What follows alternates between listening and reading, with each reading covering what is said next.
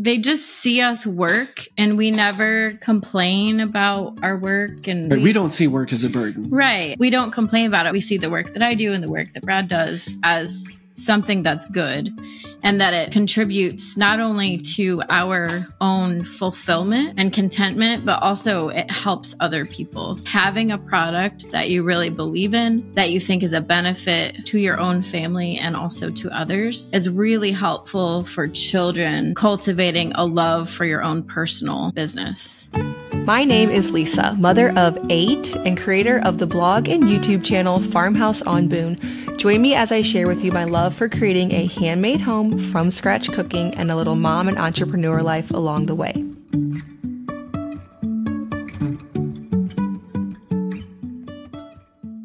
Welcome back to the Simple Farmhouse Life podcast. A little over a year ago, I had on Brad and Starla from Abby's Elderberry to talk about the benefits of elderberry. But today I'm having them on again, and this time we're going to focus more on family business.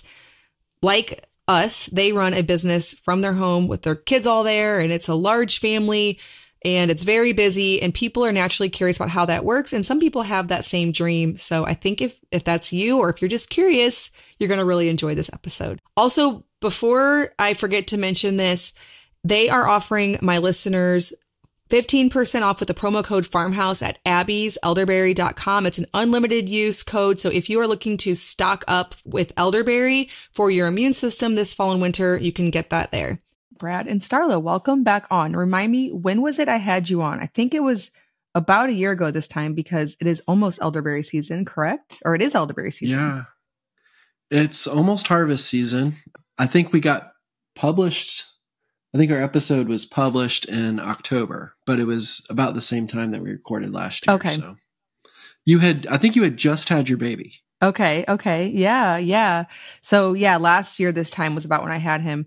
That seems about right. Okay. So what has been going on in your business since then? Today, we're going to talk a little bit about elderberry, because that is something that people will want to know about as we get into cold and flu season. I mean, that's still a little ways away, but it's always good to be prepared. But then we also want to talk a bit about your business and working with your family on your business.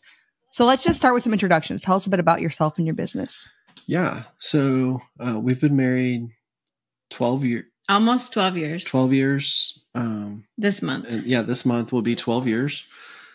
We have 7 children here at home. We have another one not at home. And then Starla is due. We're due September 1st. So we have another one. Oh, okay. Congratulations. In the very near future. Thank you. Yeah. And and we've just been plugging away at just plodding along slowly and faithfully with the elderberry business. Yeah. So Brad was a pastor for about 8 years. And then we transitioned him into being full-time farmer. And then that has transitioned into the elderberry business. And we're actually now growing elderberries on our farm. Okay. Yeah. So I don't think this time, last year we weren't growing them. We've now planted 300 elderberry bushes that we're cultivating, 3 different varieties. And that's kind of where the farming aspect comes into our business. So awesome. So tell me a bit about how your business is structured. You're primarily not growing, but you source elderberries, and then you have your elderberry shop where you ship things out. Tell me how, like, the overall, what your business does. And then we're going to talk a little bit about how the kids and the family all fits into that. Yeah. So we will get our first harvest next year from our berries, but we're sourcing berries and elderberry juice right now. We built a state inspected kitchen inside of our barn.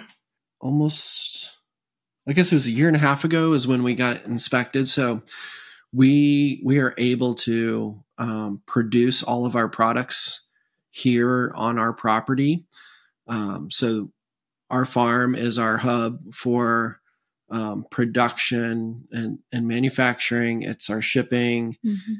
everything happens here. You can see a couple of the boxes behind us. We're ramping up for our biggest wholesale account purchase order to date. And so our room is covered with ingredients and shipping supplies and everything. So yeah, so we're blessed to be able to get to run everything here from our property. Yeah. For right now, our bedroom is the shipping department, and that is Brad, who was the shipping department.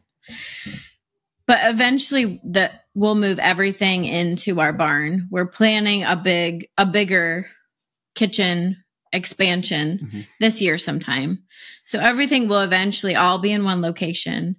But for right now, we use the kitchen to make everything, and then we ship it out of our bedroom.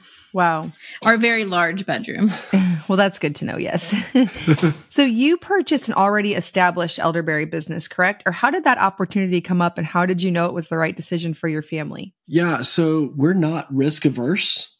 We did purchase it. Our friend John Moody had started the business. Abby is his daughter, and he had just kind of casually mentioned that he was needing to clear a little bit off of his plate, and mentioned that he was looking to hand off the business to somebody else that he trusted. And we pretty quickly made the decision, took the risk to jump on that. And John was willing and gracious to work with us, even though he had probably some bigger buyers wanting to get a piece of what he had built. But John's been a friend of mine for 20 plus years, and he wanted to see it go to another family who would serve the business well, and the business would serve the family well. And so, yeah, so we kind of weighed that risk. Right. So in order to buy the business, we had to take on some debt. So it was certainly a prayerful conversation that we had with each other and the Lord about whether or not that debt was a good idea, because before that we were virtually debt-free except other than for our house. Yeah. So with the business, we have acquired debt, but for us at this season, we think that decision is a good decision for our family. And really, if the business continues to grow, we will hopefully not have any debt at all in potentially 5 to 6 years. Yeah. Well, that's good that you have a plan for all of that. So how do you incorporate your family into the business? Is it like the kids are at home while one of you goes over and does shipping and vice versa? Or do you sort of like incorporate the family into it? Yeah, it kind of depends on what the task at hand is. Mm-hmm. So for example, if I'm the primary I am the elderberry syrup cook. And so I'm pretty much the only one doing that. However, the kids, some of our older kids, our 11-year-old and our 9-year-old, they know how long it takes me to cook. And so they come down to the kitchen about an hour in to my time down there, and they help me. Those two oldest usually help me fill the bottles with syrup. They help me label, seal them off, all of those things, help me clean up down there. We have teas. You want to talk about our tea parties? Sure. So when we need to, we have a tea party, and we clean everything really well, and all of our children gather around and we make teas. Everyone helps to put teas in bags, and we help to label them, and then we help to get them where they need to go. And the kids actually really enjoy doing that. They're doing some math, working on fine motor skills, at least with small children. They're learning how to use scales and things like that.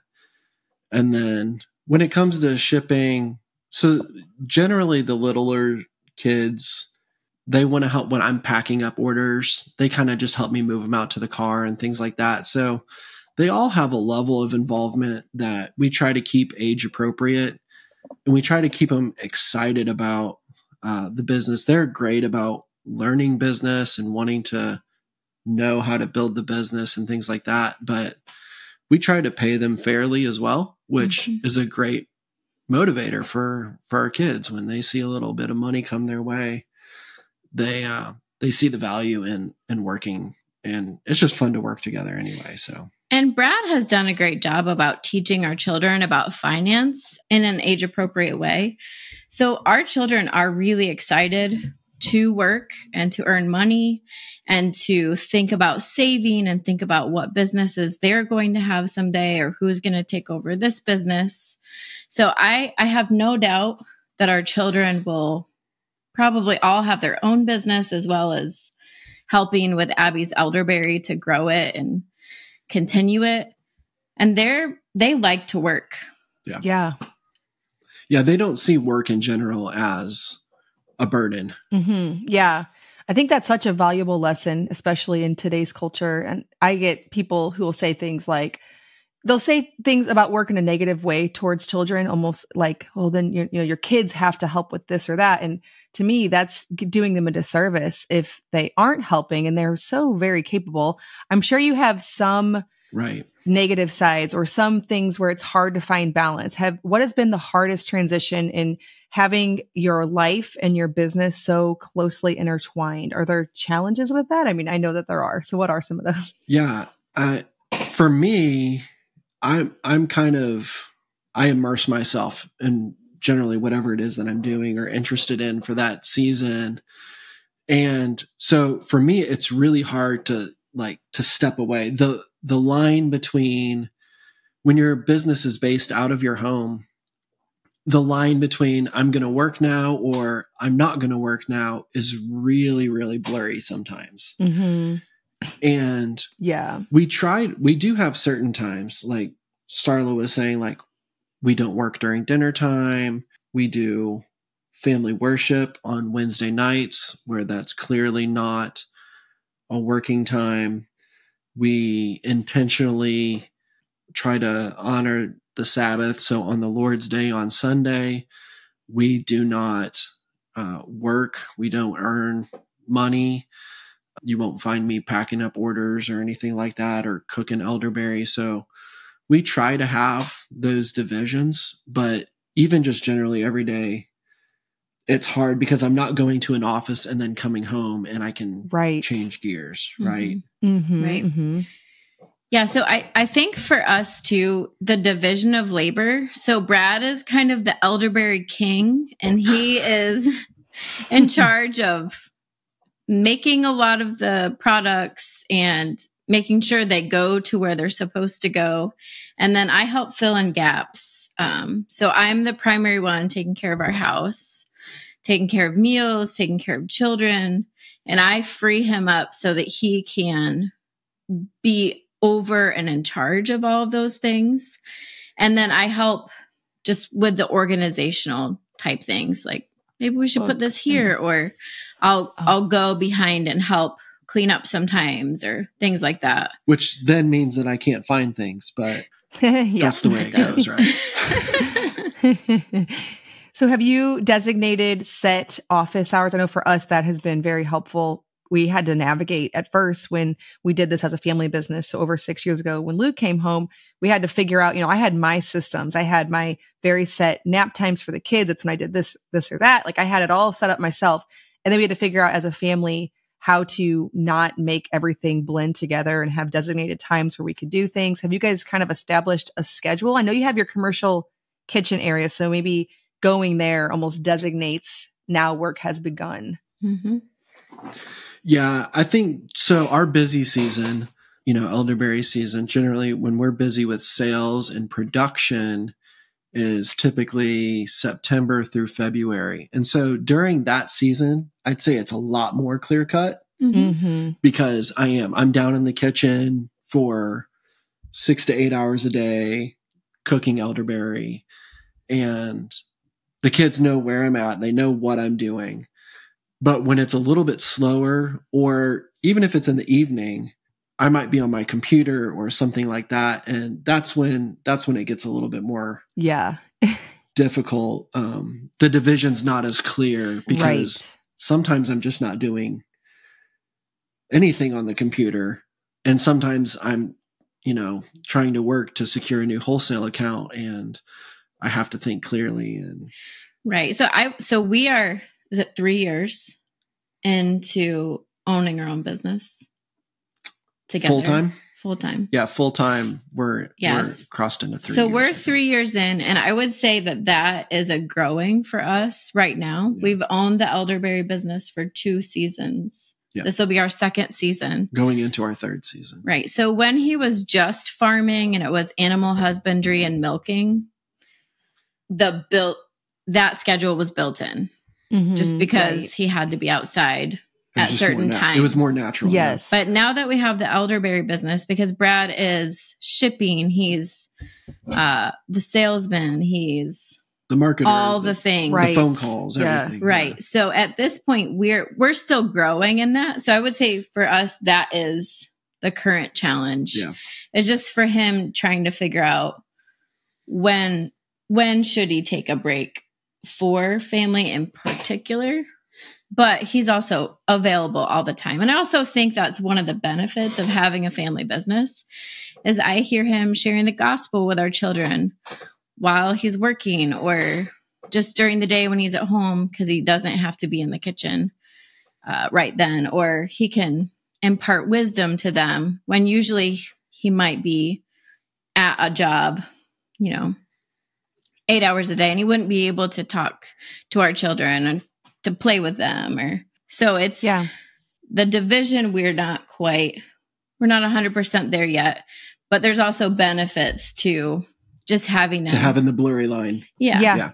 There are. Yeah. Like you said, there's a blurry line, but there are benefits, especially when you can figure out how to make it more clear. I think one of the biggest challenges for a business owner is figuring out how to spend your time. Like you said, when you're in the busy season, it's very clear. Go down to the kitchen, make all the stuff, ship it out, pack it up, ship it out.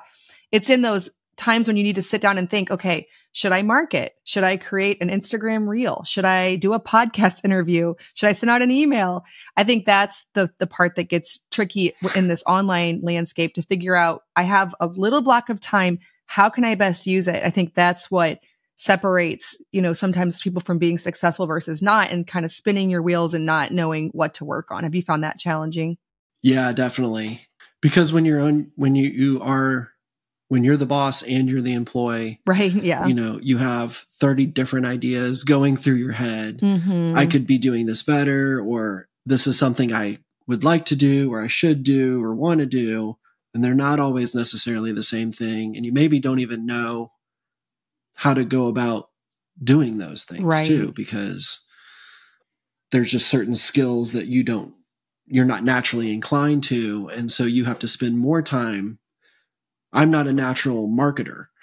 And so I have to spend more time figuring out what is the best way to get the word out, and and all that stuff. And so it just complicates things. Well, I do think that's the benefit of doing it as a family or as a couple, because he'll say, what do you think about this? And sometimes we just don't, financially, we can't do that thing right now, even though it's a good thing and it would be good to do. We just can't afford it. So often I can come in and be like, oh, we just can't afford that right now, but definitely we will do that someday. Right. Yeah. Or I can just help. He can bounce ideas off of me and I can help him come up with good solutions. But I will say he is very self-motivated. And I do think that is an important thing. As a homemaker, you have to be self-motivated. And as business owners, you really do have to be self-motivated. Mm-hmm. Oh, yeah. And I think having a lot of children really helps with that self-motivation. I mean, yeah. Because you have to make enough money to provide for them. Mm-hmm. So I think a lot of times people would think, oh, it's easier to take risks when you're in your early 20s, when you don't have anything to lose. Well, I personally think it's easier to take risks when you have a lot of mouths to feed, because it's a motivator. Your only option is to do well. You have to do well. So I would encourage people, have lots of children. Take risks. And take risks, because it will pay off. People figure out how to make more money. They just do. Yeah. I mean, I definitely think it's not for everyone. Not everyone is a risk taker or an entrepreneur. I for sure am. Like, we definitely took a risk. We had 5 kids and quit our stable job to pursue what some people would think was very risky. It's only increased since then. So I think it was a good decision. But yeah, I'm with you. I think that for us, it was definitely a good idea to take a risk. But we also, like you, like, we set up our lives in such a way that when we were ready to take that leap, we didn't have a lot of financial obligations weighing us down. So we made sure to take care of all of that.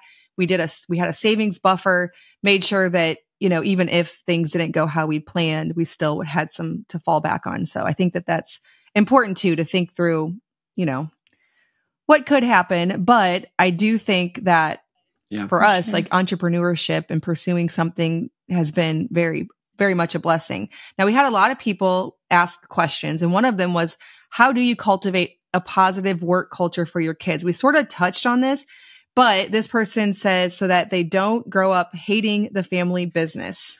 I know that both of us are kind of in the thick of it, so maybe we're not qualified to talk about it. But how do you see that? Yeah, we were kind of walking through this idea, and I think one way is just trying to find age appropriate ways for them to participate. Yeah. So if I put an expectation on my 5-year-old that he just can't do, but it's a better task suited for my 11-year-old, like, so not setting your kids up to fail is kind of what I'm getting at.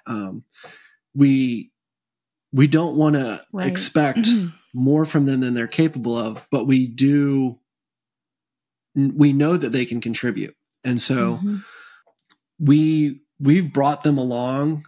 I've had some events that we've gone to secure some wholesale accounts and like some expos and things like that. And I bring different kids along with me, and they get to see the value of like presenting and doing the sales pitch and things like that for the older kids. And they're starting to thrive on it and enjoy it. And part of that too, I'm just, I mentioned, we try to pay our kids, right? We try to pay them for what they do. But like for these events, we did an event last year for a nationwide grocery store that we got invited to this event to do a pitch. And my oldest son went with me, and I said, hey, if we get a deal out of this, if the deal is X amount of dollars big, he wants to be a writer. And so there was this word processor that he had picked out that he wanted. And we said, hey, if you go with me, you help me, we'll get you this word processor if we get a deal over X dollars amount. And the deal that we got, the purchase order we got was for $400 over that threshold. And, he was thrilled, and the other kids saw that. And so now they all want to participate in it as well. So, they not only just see the value in the business because it's providing for our family, but they're able to see like, oh, I can personally be rewarded for this as well with some bigger ticket items that they wouldn't otherwise get. Yeah. Yeah. What are your... Yeah. I think too, they just see us work, and we never complain about our work. And we don't see work as a burden. Right. I mean, that's not to say we never. It's not that it's hard. We would never, ever say like, oh, I'm tired. But we don't complain about it. We see work as a blessing. We see the work that I do and the work that Brad does as something that's good, and that it contributes not only to our own fulfillment and contentment, but also it helps other people. And so I think for that, and they love Elderberry too. That helps. So I think having a business, because we believe in the product, but they do as well. They do. They think it tastes good, and they just enjoy taking it, and they know it makes them feel better when they're sick. So I think having a product that you really believe in, that you think is a benefit to your own family and also to others, is really helpful for children cultivating a love for your own personal business. Yeah. For me, I mean, I know that humans are made to do meaningful work. We're not made to sit around, and kids feel that. They know that instinctively. So I'm with you. I give my kids lots of hands and things. I know people only ever see the part where it's me because it's this kind of business, but there's so much behind it that they don't see.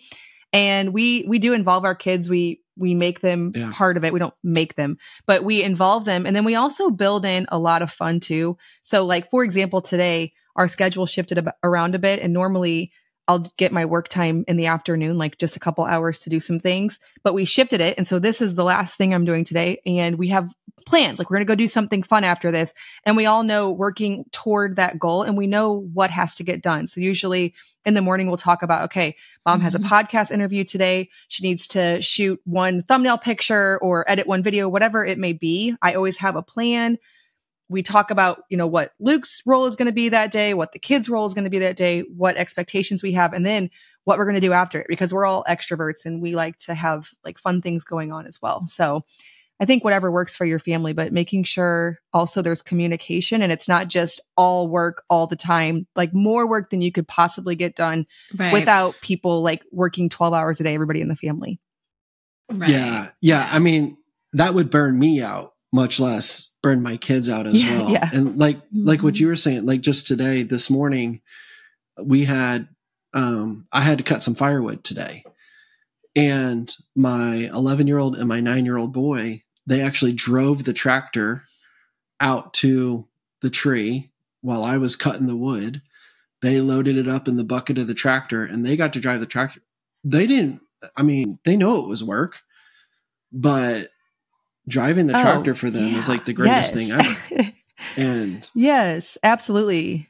And to have two competent boys that are capable to drive a tractor is a blessing in of itself, but that they want to it just makes big tasks like that so much easier for me, because I don't have to be, they don't come out to cut firewood with me and be like, oh man, like they're like fighting over who gets to do it first. Oh, absolutely. They want to be a part. Yeah. They joyfully want to participate in tasks like cutting firewood. Our oldest sons are the same age as your two. I'm assuming your oldest, I'm not totally sure, but they're 11 and 9. And they're just starting to, mow and weed eat. And they're such, I mean, my girls are 15 and 13. So I've had their genuine help, not just like, oh, cute, you're helping me.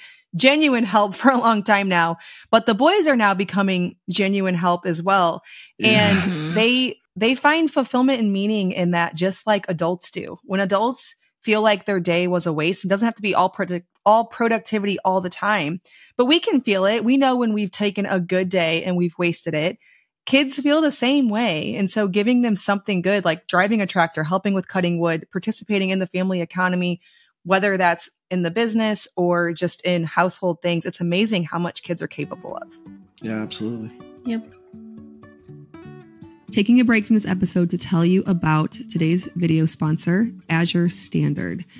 We love to stock our staples in our home so that I'm always ready to create from scratch food without having to run to the store or not have the things I need. I like to buy in bulk the things that won't go bad and store them properly. And one of my favorite ways to do this is with Azure Standard.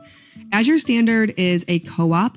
Several people in your community get together, place a bulk order. A big truck comes and you all meet at a location to divvy up the things that you ordered. You're pooling together your order with like-minded people so that you can get a discount from high-quality products. Things like organic raw cheese. I get mozzarella, I get cheddar. My friend was telling me that I should try their organic raw pepper jack. I need to do that. I have not done that yet. Get them in these big blocks. They store forever in the fridge, so I always have that good quality cheese without having to go to my grocery store and pay for a block this size, like, I don't know, $10 or something. I get high quality bulk butter, grains, spices, flours. They have einkorn flour. They have hard white wheat berries. They even have meat and then seasonal produce. If you go on to azurestandard.com and just check out what is currently in season, usually will be a really good buy. In the fall, I get big boxes of apples and we make applesauce without having to go apple picking, and we don't have our own trees producing yet. I can get organic apples for a great price from Azure Standard. There are 2 drop locations that are 30 minutes from me. So there's almost always going to be some drop location already established for you. You just need to go on the Azure Standard website and check out where your local drop is.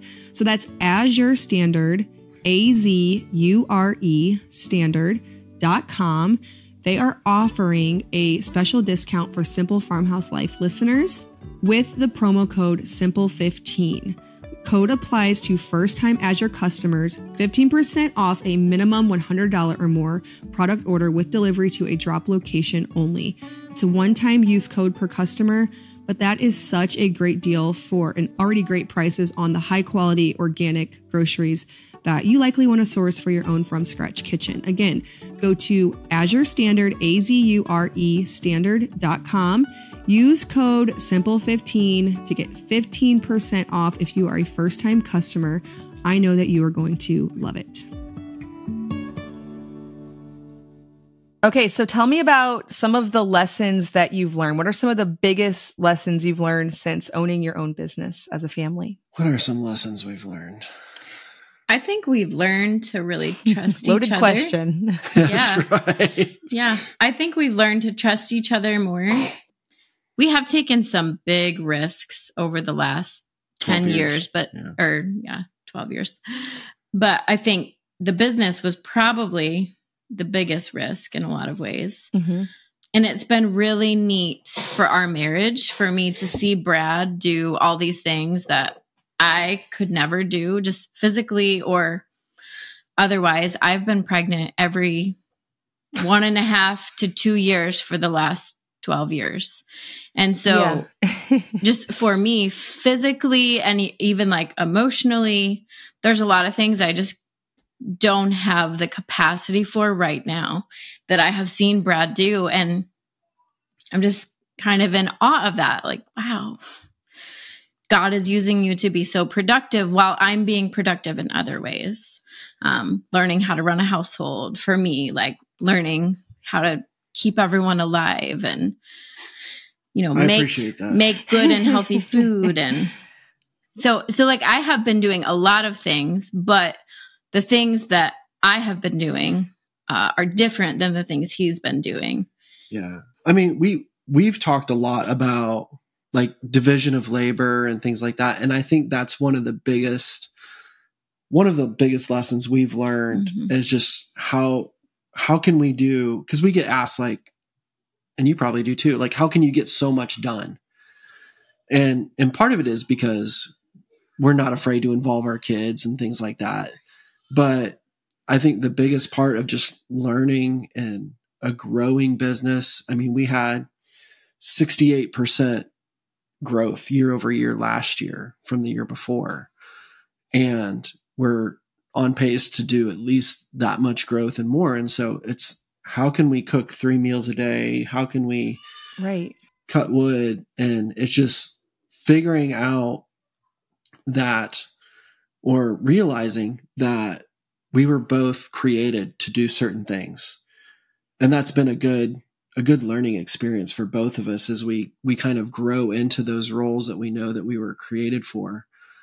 And then kind of just sitting down in those lanes and going and watching each other. I mean, you didn't ask us what have we learned over 12 years of marriage, but that's always good too.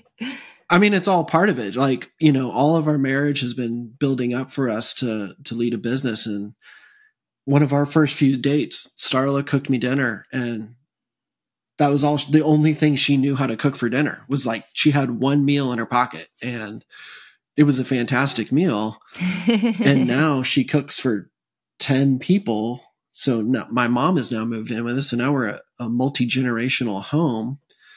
Like she cooks 3 full meals a day and they're amazing. And so like just learning to be in those lanes. Like I said, just for me, I've learned how to do marketing. I've learned how to keep a book, like keep a set of books, and how to do all these different things. I'm in the process of learning how to scale our business. So we now have a need. We were making 3-gallon batches before.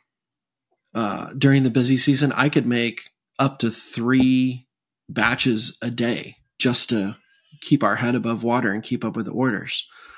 This season, we're now transitioning to 50-gallon batches. So wow, that's a big difference. It's huge. And we're trying to get all the working pieces. And so like all of those things, it's just, I don't even know if you can quantify all the things that you learn when you run a business, is just because you're in the midst of everything and you rise to the occasion and you learn to do what you need to do and you just continue to learn. And yeah, I think to sum up what we've said is that we do both have higher education. Between the two of us, we have a few undergraduate degrees and a master's degree, but that we didn't learn any of this stuff in that education. Oh yeah. No, I feel the same way. And so like, honestly, no, I have it too. And yeah. Did we need it? We actually didn't really need that education, but we needed the education that we are taking on ourselves every day to learn the skills that we need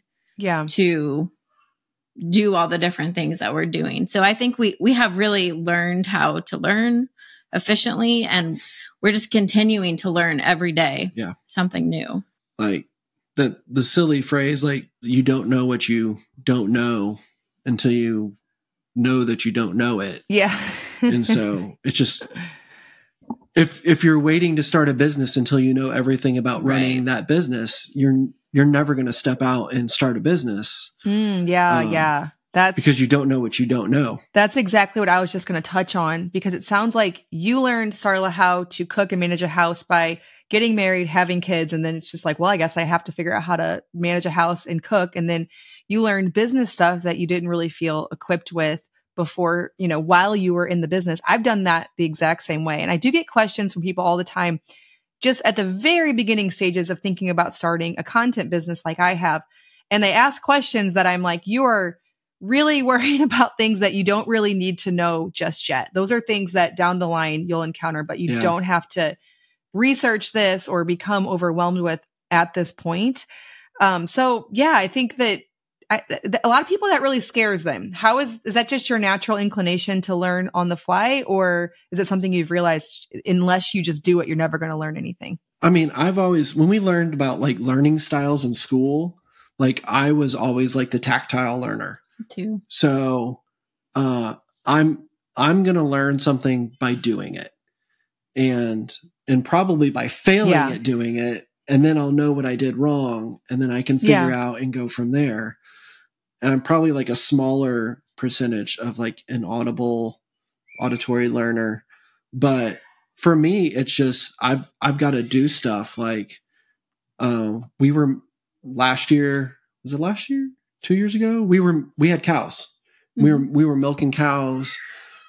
I had never milked a cow before. Like, so it's like, let's buy a cow and I'm same when we got a cow. We had to figure it out the day she had the calf. That's right. Like you have to figure it out sooner or later. So I don't think we're afraid of learning, and we're not afraid of what we don't know. Yeah.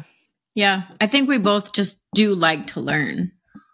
Now, I enjoyed being in school, and Brad not so much, but that's not to say he wasn't learning a lot of things even outside of school well, that's the culture we're trying to build is with homeschool. I like to say you don't have to be done at 18. Like people like, well, what if they don't know this by 18? I'm hoping that we keep learning well past age 18. I'm not looking at like an 18-year finish line and then we're done. If they're anything like me, I've learned way more stuff post 18. I mean, like infinitely more stuff than I did in school. And so to me, the best kind of learning continues happening. And I want to create that culture in my family of this is exciting. It's fun. It's okay to fail. There's a lot of things you can learn by failing, by trying. It doesn't all have to be perfect. I'm so glad that 18 years old is not the measure of learning, because I've never read like a real book cover to cover until my third year of college. And so, I didn't read very many either, if any. Yeah. I mean, people probably wondered if I knew how to read it in high school, but I did. You did actually know. It just, I did know. Yeah. Well, Starla, you're managing the house, you're managing the kids. And a lot of moms ask me, how do you get stuff done with kids? How are you able, a business aside, you have 7 kids in the home, you're pregnant, you have, constant laundry, messes, food. I know that, again, is a loaded question, but how are you able to get that done while also caring for your children? Yeah. So I would say I took the same amount of energy that I used to go to college and massage school and a graduate degree. I took all that same energy and I've tried to put it towards learning how to be a homemaker. It really, something you've said, and it's really inspired me, is that some women come to homemaking or art or those types of things just naturally, like a fish to water. They just know how to do all those things. Well, I'm probably not one of those kind of people. And so I've had to build skills. Like if our house is going to look nice, it's not because I'm naturally good at it. It's because I'm learning how to do it. And so every day for probably the last 10 years, I have watched a YouTube video about homemaking, something about the Lord, or something encouraging about how to take care of our bodies while I do dishes and laundry. Mm-hmm. For sure, laundry, sometimes not dishes. So I feel like I've taken a master's degree level of education and learning how to do all that stuff. Right. And then over time, as we've had money and as I've had energy, I have implemented all those things. So you could come in our home and you can tell we're not true minimalists because we have a ton of books. We have quite a DVD selection, and we have arts and crafts and some toys, quite a few toys that are all neatly put away by our slightly older children. And so a lot of it has just been skill building. The first 4 kids under 5 or 6, that's hard. Yeah. It's just going to be hard. But then once your kids get older and they can help you a little more, and you've built up your muscles for homemaking and you just have better systems, it's not so hard anymore. I wake up every morning and I know exactly what I'm going to do, the main things. Right. I know I'm going to make my bed. I know I'm going to clean my bathroom. I know I'm going to make breakfast. I know before I do all of that, I read the Bible. And I do think actually for me, that has been I used to really struggle with anxiety before I met Brad. And I made a commitment a long time ago, probably right after we got married, to wake up every morning and read the Bible and spend some time in prayer. And that has, I think, done me a world of good. So I guess setting my mind and heart on the Lord first thing, and then having systems in place to manage what could be chaos with this many people has really helped me. And so because I know what I'm going to do every day, when I have to stop and do something for the business or help someone do something that's kind of unexpected, it's not that big of a deal because I've already got my rhythm for the most part. Yeah. In the day. Yeah. So it is attainable. It's attainable to organize and get rid of stuff. And it just takes time. I think we forget how much we've learned. Like you have been a homemaker for a lot of years. I'm going on 17. We'll be married this year. I forget what things are so automatic and easy to me that weren't. And I've been reminded of that because I have a younger sister who's a newer homemaker. She's been married for 4 years. But there's things that she'll be asking questions about, or she'll tell me about, oh, I figured this out. And I'm like, I forgot that I ever learned that. Like right now, that's something that comes very automatic. I don't devote any brain space to it. I can move through this all very simply. Like you said, the kids get older. There's so much through all of that process that adds to how easy the job actually is. And then like you said, you feel like you have a master's degree in homemaking. I think it's important that what you're saying with that is that you took this job seriously. You weren't thinking, okay, now I'm just a homemaker. Like there's nothing to do here. You thought, oh, wow, I don't know what I need to know to do this very important job. and I need to like have a degree in this basically. And I'm going to search out resources that can help me become better. I think that the starting point for that quest is actually taking the job seriously. Yeah. I think from the beginning, so I did a career for, I don't know, 2 or 3 years. I did what I went to school for. And then I was a massage therapist for, I don't know, 20 or 30 hours a week. And I was exhausted. I knew it was good work, but I knew I didn't want to do that. I wanted to be at home and raise my children and help my husband. And now you're still exhausted. I mean, let's be realistic. You're still exhausted, but it's a good, it's a good exhaustion. It's a much better, I mean, give me this. It's a contented exhaustion. Right. Yeah. Now. It's meaningful. Any day. Yeah. At the end of the day, I'm tired, but I'm not drained. Mm-hmm. I don't feel overwhelmed by the tasks I've had to do for other people. I feel content. I've helped my family today, or I've helped a friend even, or I've helped my husband. Now, in the earlier parts of your motherhood and your homemaking, were there days that you felt drained as opposed to content and tired? That's a good question. So I was a hospice chaplain, which was really exhausting. Oh, okay. But I sat with probably 50 to 100 people who were literally like breathing their last breaths and doing life review with them. And that was exhausting at a soul level. That was also physical, but it's actually why I turned to doing what we're doing now, because I never sat with anyone. No one ever said, I wish I hadn't had so many kids. I wish I had spent less time with them. Wish I spent more time in the office. Yeah. I wish I'd ignored my husband more. If anything, it was always regrets. They didn't have more kids. They didn't spend more time with them. They didn't take life more seriously. Interesting. They didn't enjoy life more. Yeah. Home life. Right. Yeah. Home life in particular. And so that really taught me, that stuff, somebody has to do that job.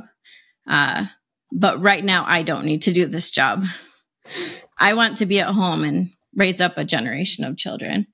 So in the early days, sure, there were times where I felt overwhelmed. I think that's probably for me would be the better word. Like I did feel overwhelmed because I had back-to-back babies.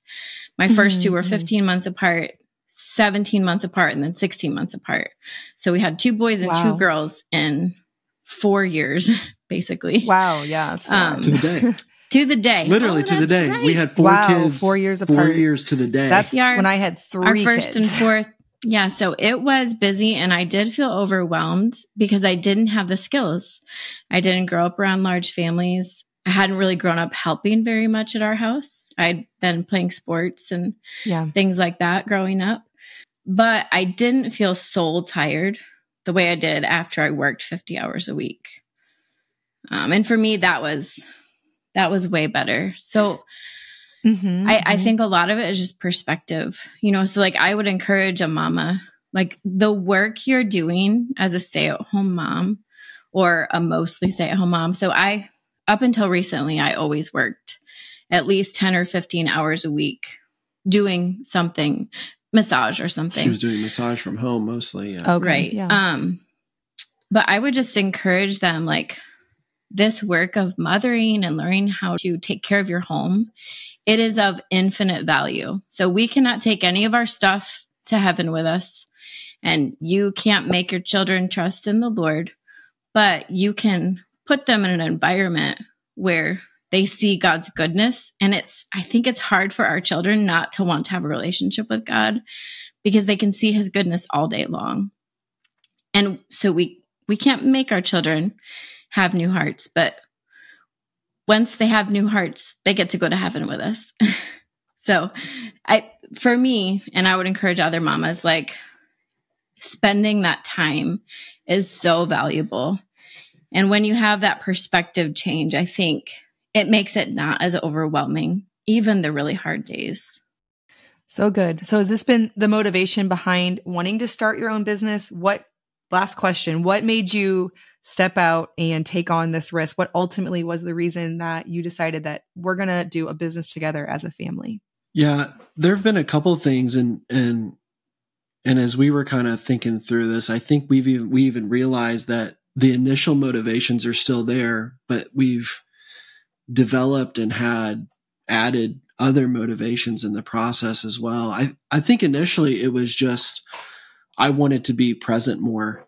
I wanted to be with my family, and it's not like I was working for some big corporation. I was pastoring a church. And so it's not like, I didn't want to work for the man or anything like that, but I wanted to be present with my family. And the ministry is hard. There's a lot of good pastors who are on the verge of disqualifying themselves because they don't manage their household well. And I feel like I was on the verge of that. I was not present. I didn't have emotional energy or spiritual energy for my family. And we were kind of going in that trajectory to begin with. And our farming business started out as just a hobby because we wanted to take control of our food. Mm-hmm. We were tired of eating junk. And so that became a hobby. And then in my brain, like I mentioned earlier, like I kind of get intense about things and immerse myself in them. So what started as a hobby I figured out how to make money doing my hobby. And that eventually led us to creating a 5-year plan. Mm-hmm. And that 5-year plan came to fruition in like 18 months. Wow. And so it was initially just, we want to spend more time together as a family. And ultimately I wanted to build something as a legacy. So yeah, we want our business to do well. We want to be profitable, and we want it to be able to support our family now. But I really am motivated by wanting to hand something to my kids and offer this to them. And maybe this business continues to support one, if not all of my kids in the future, because it's grown. Mm-hmm. And one of the kids is going to be, the financial guy for the family. And one of them is going to be the farmer who's growing the berries and harvesting them. The other one is my daughter's going to marry a guy who does marketing, or, mm-hmm. whatever. Like maybe it becomes sufficient enough to support multiple generations down the road. And I think what we've added to it over the years as well is, one, we know our business is good for our family. Our product is good for our family. Our business is good for our family. But we see the value in it for the community. So we believe in what we do, so we offer it to the community. We've seen how it's blessed and in other ways provided for our community. But as Christians too, we want to provide Christian business for others to support, because we want to, some call it like this parallel economy or whatever, but we want to see Christians support Christian businesses. And one is we want to fund and raise up other Christian businesses and see them supported. And we want to support others, and we want people to support us that have like-minded viewpoints. And so we can serve our community, we can serve, the body of Christ, and even those who are outside the church who are not Christians can continue to benefit from our business. And that's kind of like how we see the spread of what we're doing. And that's a big motivational drive for us, is just we're not just offering something to consume. Like we're offering, right. What we offer is something that truly benefits people, promotes wellness, natural wellness.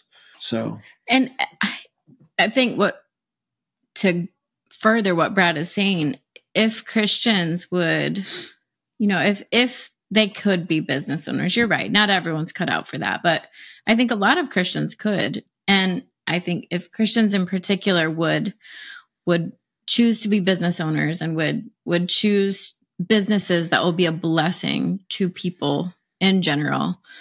It really creates change at a huge level when you're not having to eat fast food all the time because you're both tired and just too busy with your individual jobs. And you get to not just make some rich guy richer who is going to give it to Salvation Army someday because he doesn't even have a family to give money to, but you're going to raise money or, grow a business and hand it off to your children who hopefully will manage it well.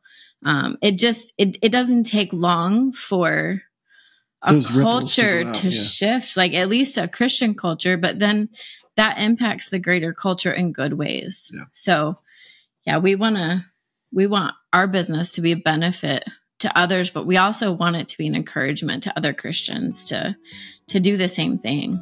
So cool. So motivating and inspirational. Thank you all so much. We didn't even talk about elderberries. I will tell the listeners that if you want to find out more about elderberries, listen to our last episode I believe you said October, and Brad and Starla are so kind to offer the listeners 15% off with the code Farmhouse over at Abby's Elderberry. So ABBYS elderberry.com. So stock your natural medicine cabinet this winter or fall, winter, whenever it's cold and flu season. Give your body that boost for your immune system. So many good benefits of elderberry. And again, we went more into that last time, right? Mm-hmm, this time we want to chat about business because it's a unique thing. And I think a lot of people have the same dream. They really would love to be able to figure out how to make a business work for their family. So again, thank you so much. Yeah, thanks for having us. We appreciate it. Yeah, thank you. And you have been a real inspiration to us and to me in particular.